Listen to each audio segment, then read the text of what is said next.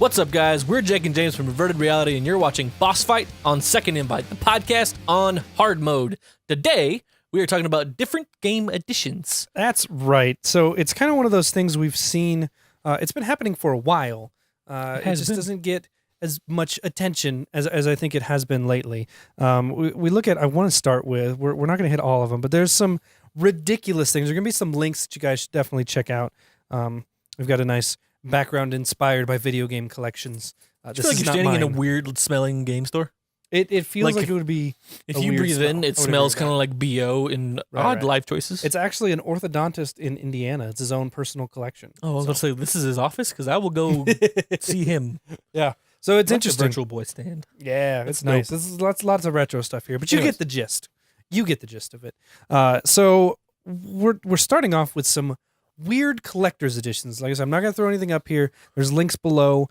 Some of the stuff you should just go look at. But the first one here, Dead Island Riptide. Okay, that was an okay zombie game. Maybe too much in that series. Zombie Bait Edition. Right. Well, what comes in a Zombie Bait Edition? You may be asking. Well, there's some game stuff. There's a Steelbook, whatever, like you normally get. But there is a figurine statue. It is a torso. It's a torso. It's a bust of no top or bottom. A female zombie's dismembered torso, covered in blood. Bust is definitely the right word. Yeah, bust is the right word. Yeah, this one was. It was 100 pounds. No, there's 100 pounds. So they don't have like the U.S. Is it value. The pounds line? I don't know. Euro, pound, whatever. It's 100 foreign dollars. Can I say that? Is that okay? It's 100 drachmas. Right. I don't think... Weird, they asked for wampum.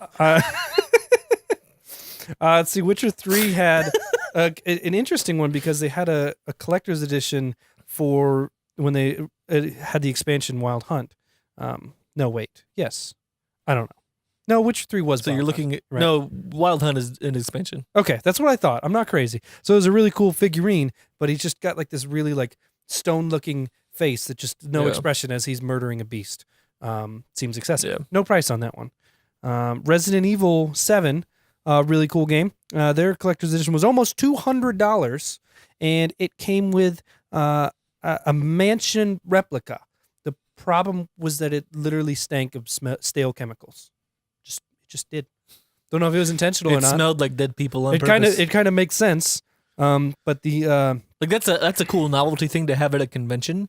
That is not a cool novelty thing to have in your home. Just to have. That's weird. They also had in America they had a USB drive, which looked like a cut off finger.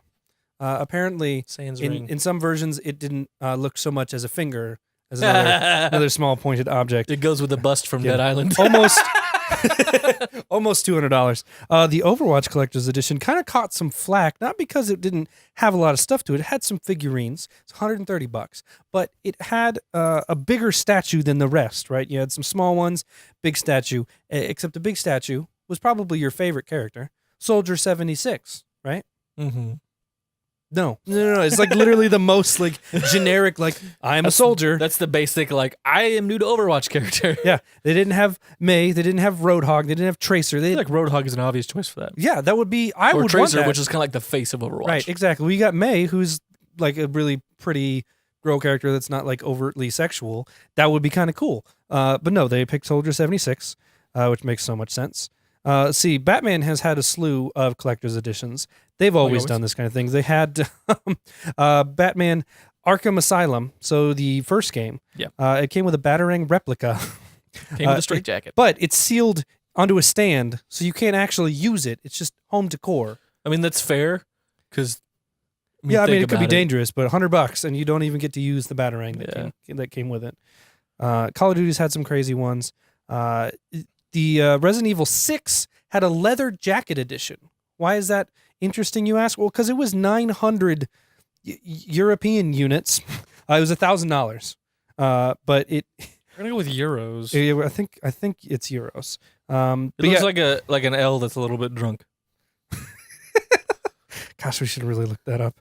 Yeah, so $1,000, you get a leather jacket with your game and Steelbook and stuff. Second Son had a hat that probably wouldn't fit you. It was a beanie. Which is cool. Batman Arkham Knight had a Batmobile statue, but it was just a statue. Couldn't just play with the car. stuck on the statue. Why? I don't know. But the piece de resistance, and I think it was probably a joke, or at least something You would like think that, it would be. was for Dying Light The Following, which was the bigger expansion DLC for it. It's kind of like a Game of the Year type bundle, but it had the Spotlight Edition, and the main selling point was a supporting role in Dying Light the movie. You'd have an action scene and a speaking role. They'd give you professional acting lessons, a screening tour, personal trailer on set, a stuntman parkour training, off-road driving course, and an original copy of the script. How much do you think all that would cost, Jake? What do you think? I mean, I'd pay a solid $1,000 for that, right? Okay, right. Maybe $2,000 if you're really feeling it. It's up there. You get to be in a movie. $10 million. Oh, that seems more reasonable. $10 million. Now, was it a joke? I don't know, because there's no knows? Dying Light movie, and maybe there never will be. Also, no one bought this. Also, I'd no one imagine bought if somebody this. bought this, there might be a Dying Light movie. I was going to say, that would almost fund it right there. That That's funds right a off the small bat. movie right there. I don't think that funds a movie that Dying Light Yeah, would make because of all the makeup they would that's need very true. or the effects involved. So But those are some of the ridiculous additions. If you guys want to go check those out, make sure you check out the links below. It's going to be the very first one. Yeah. It's not the first one here, but it will be. So when we talk about that, there's ridiculous collector's editions like that are just outlandish. One of the ones that bothered me lately, and I don't know how you felt about this, so I will ask you about it, but Assassin's Creed Origins, right?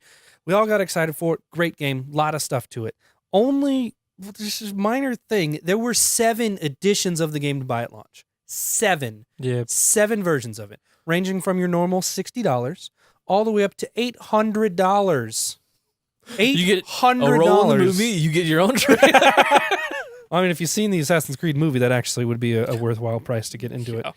The highest one, it's called Assassin's Creed Origins Collector's Edition: Dawn of the Creed Legendary.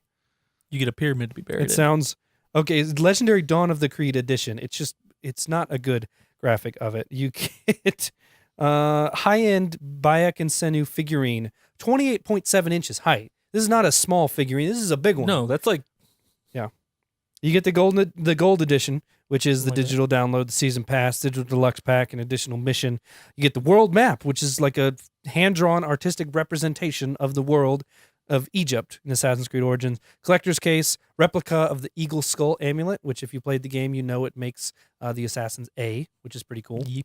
A steelbook, art book, some lithographs, and the soundtrack. $800 per game. I mean, isn't that a little ridiculous? Yeah, but at least this one comes with the game.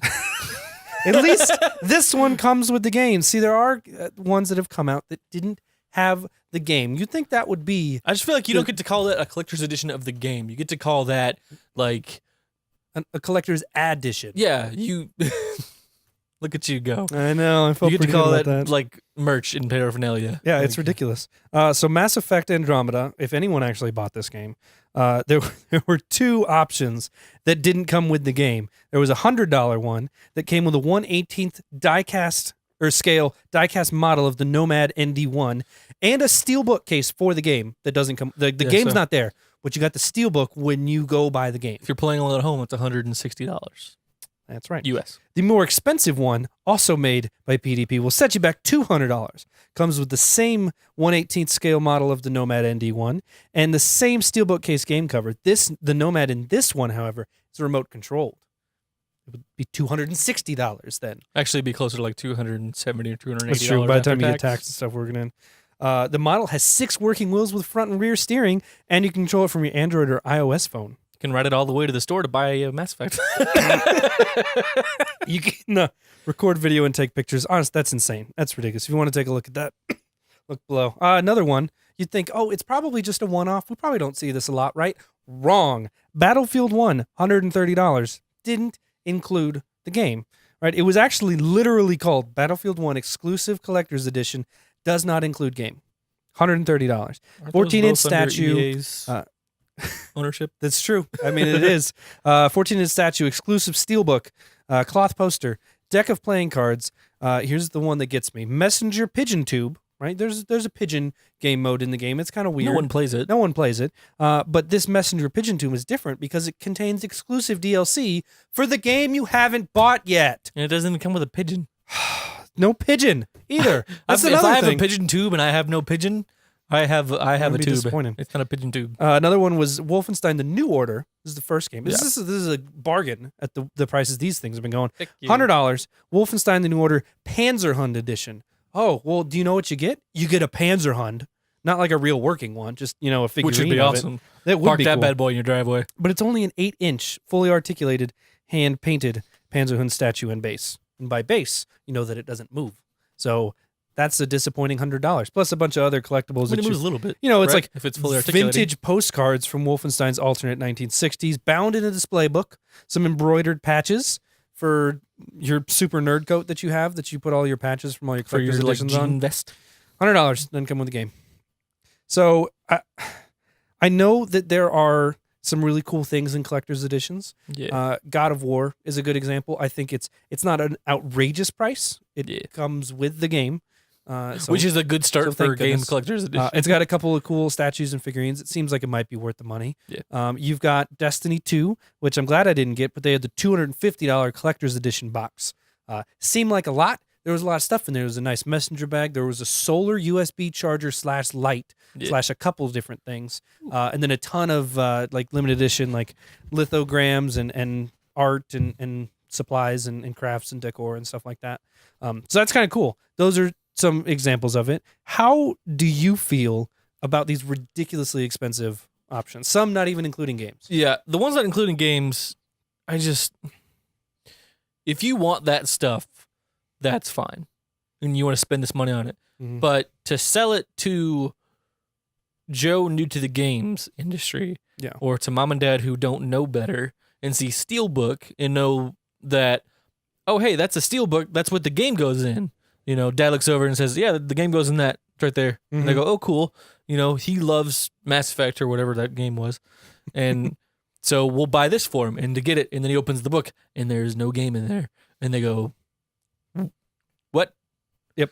That is weird. Like to sell it where it doesn't seem like it has the game, that's okay. Because you're like, hey, look at these collectibles based on this game. Right. People get that all the time. It's like Amiibos, but more expensive. But as far as the rest of it goes, I've never really noticed before. I've noticed when I go to buy games, like when I went to buy Destiny 2 in the store, it says like standard edition, premium edition, next level up edition. Right. And that's when it's like, crap, which one do I want? Because I want the one that has DLC, but I don't need the one that is $10 more for whatever it was at the time. Yeah, well, that was the thing we had with Destiny 2 is we had friends asking us.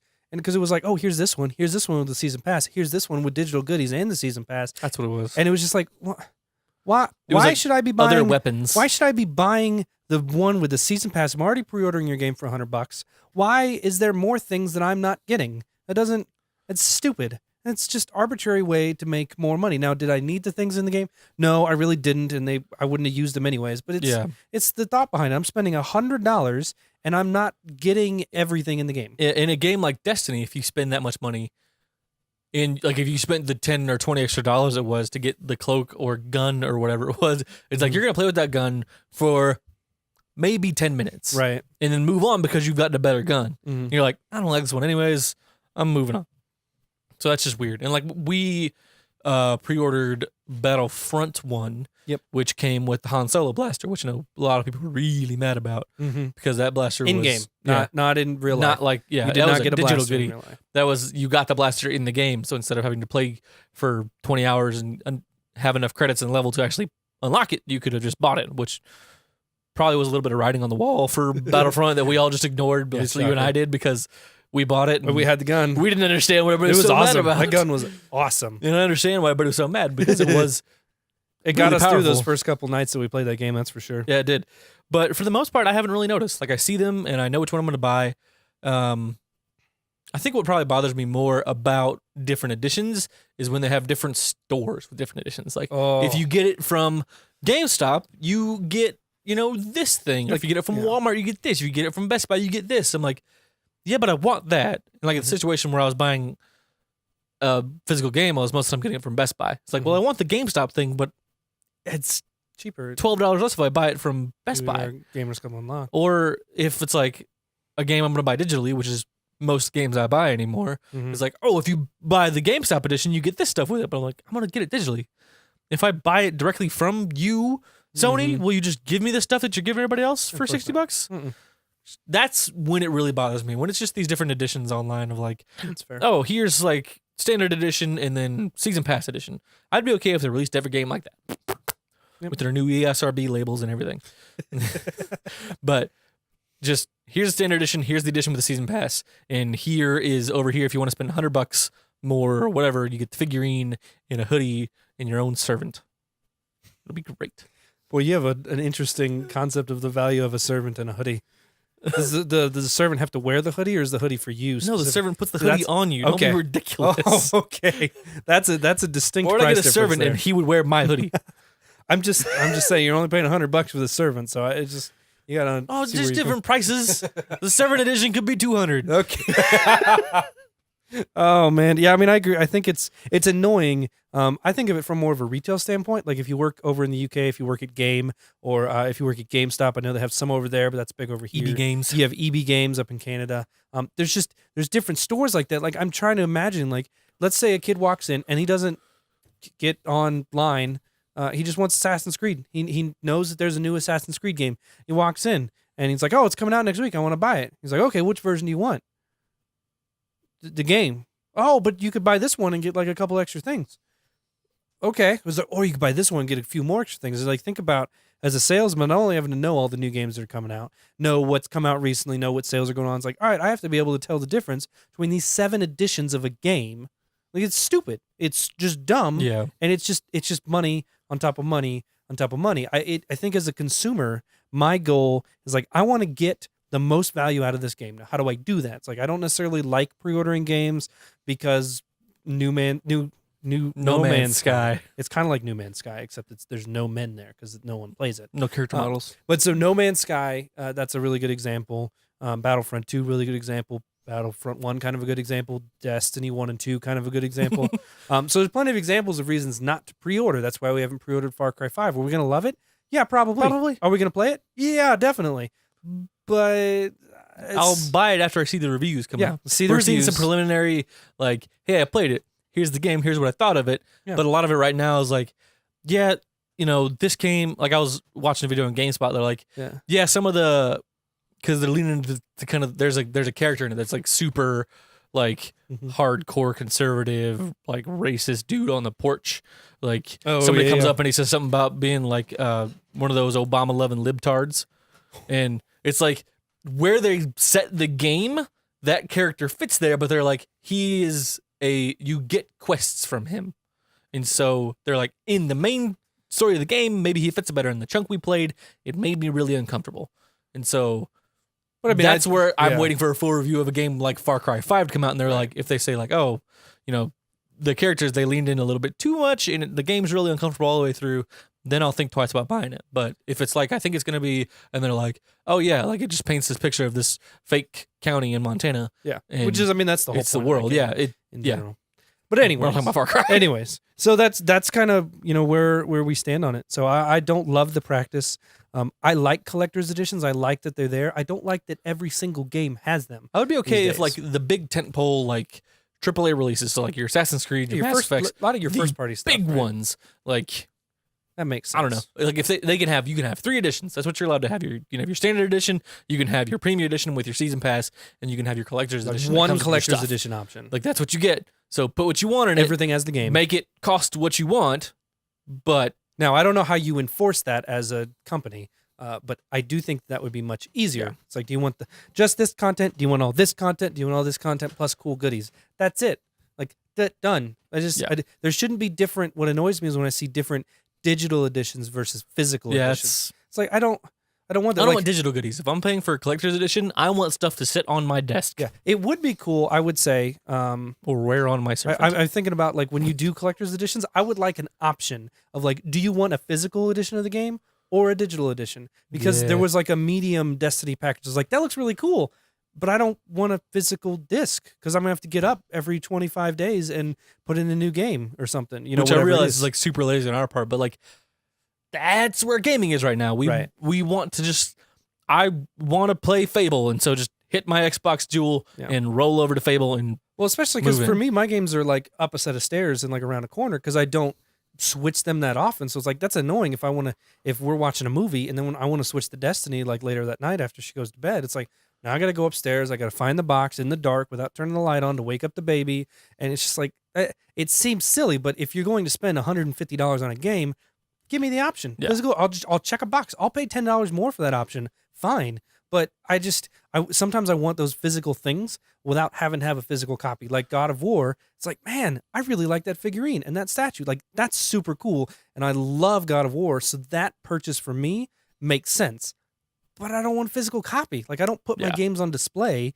Like, it's just not like I took all my Blu-rays out of their cases and put them in a like 500 CD binder because it's much easier and takes up 1,000% less room. I do that with my games too if I had enough of them on disc. Like, I have, I think, 10 Blu-rays or 10 PS4 games on disc. Yeah. The rest are digital. I have like stacks of PS3 games, and then just like, that's how it's set up at my apartment. It's just like rows and drawers of physical games for like my Super Nintendo and my PS3 and my PS2, and then like a half row of PS4 games, and then like 4 Xbox games. Yeah. It's like, yeah, digital is the way to go. Yep. But that's a topic for another time. Physical real estate. Physical real estate. So that's going to do it for today. If you guys enjoyed what we talked about, let us know. Let us know what you want to see next. Comment below. Hit us up on Twitter at IRGames. The show is newly on iTunes, so make sure you check it out if you're listening to the audio version. Yes. Be sure to leave us a review and things like that. It helps. Make sure to follow Second Invite at Second Invite and go to their website, www.secondinvite.com. I got some really cool stuff there. And so, that's going to do it. That's going to do it. Thanks, guys. Remember to save your game because the next boss could be harder. We'll see you next time. Bye.